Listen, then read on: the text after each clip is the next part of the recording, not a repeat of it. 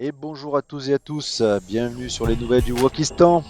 Alors au programme aujourd'hui, qu'est-ce qui va se passer? Il va se passer qu'au tribunal correctionnel de Moulins, ce jeudi 20 février 2025, une célébrité, non ce n'est pas la ferme, hein, mais c'est un animateur phare, eh oui, Christophe de Chavannes, eh oui, quelle triste affaire, récidiviste en plus, mais bon, on va écouter Pascal Praud et vous allez voir, il est assez inspiré. L'animateur Christophe de Chavannes doit comparaître ce jeudi 20 février pour conduite sous stupéfiant en récidive. Souvent, j'écoute Monsieur de Chavannes le samedi soir. Il a l'air plutôt bien. Voilà. L'impression que sur le plan de la morale, il aimait nous dire comment faire les choses. Non, mais que les choses soient claires. C'est pas rien de prendre de la cocaïne, en fait. Ouais. Par cette belle journée du 17 août 2024, notre cher de Chavannes se rendit à Toulon-sur-Allier.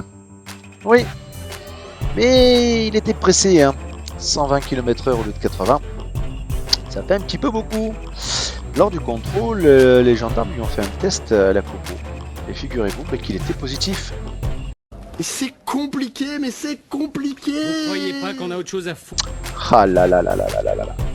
Et donc il va comparaître ce jeudi 20 février 2025 au tribunal correctionnel de Moulins. Ah là là là là là là. Quelle triste affaire.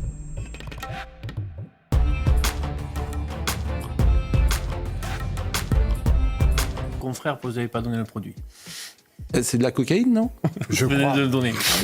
Mais non, mais ce n'est pas moi, c'est le... Si vous légalisez le cannabis et la cocaïne et l'héroïne et l'ecstasy, les trafics continueront de plus belle. Répression maximale des consommateurs, non pas tous. Alors, André Valigny parle de répression maximale des consommateurs et c'est intéressant puisque c'est, je l'ai dit, c'est le Parisien qui le révèle cet après-midi.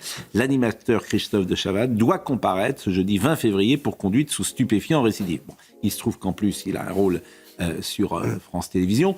Globalement, on n'en parle pas beaucoup dans la presse. Je ne veux pas faire de parallèle, mais vous imaginez si c'est un présentateur de CNews qui est pris sous stupéfiant et qui comparaît le 20 décembre, le 20 mars.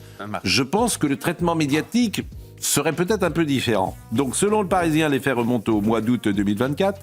Les gendarmes de l'Allier ont effectué une série de contrôles, nous apprend le Parisien, sur les routes du département entre le vendredi 26 et le dimanche 18 août. Christophe de Chavannes est tombé dans leur filet le samedi à Toulon-sur-Allier, commune d'un gros millier d'habitants, située au sud de Moulins. Selon les informations du journal La Montagne, l'animateur aujourd'hui âgé de 67 ans a été contrôlé positif aux stupéfiants.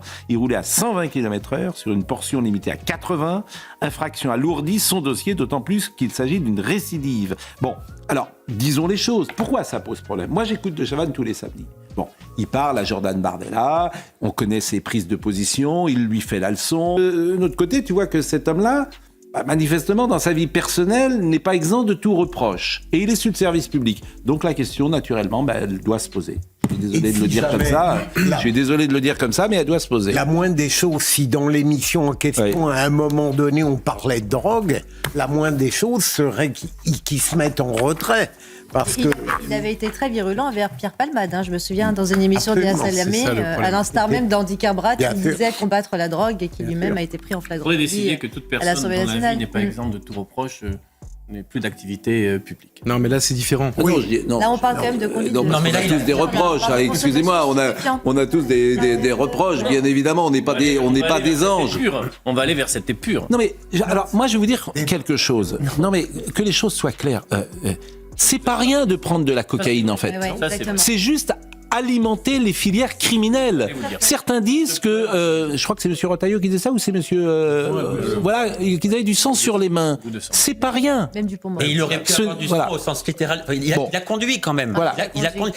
Il a mis les autres en Non, je répète, c'est pas, en fait, dans l'échelle des infractions, c'est pas rien. Oui, c'est pas rien. Et très certainement que la décision du tribunal va le signifier. Oui, mais il y a aussi forcément, comme c'est, je rappelle que le service public, c'est vos impôts. Oui. Il y a cette dimension-là. La fin de la vidéo, j'espère qu'elle vous aura plu. Triste affaire, encore une fois de plus. Et qu'est-ce que je pourrais vous dire pour le mot de la fin? Sortez couverts. Ciao.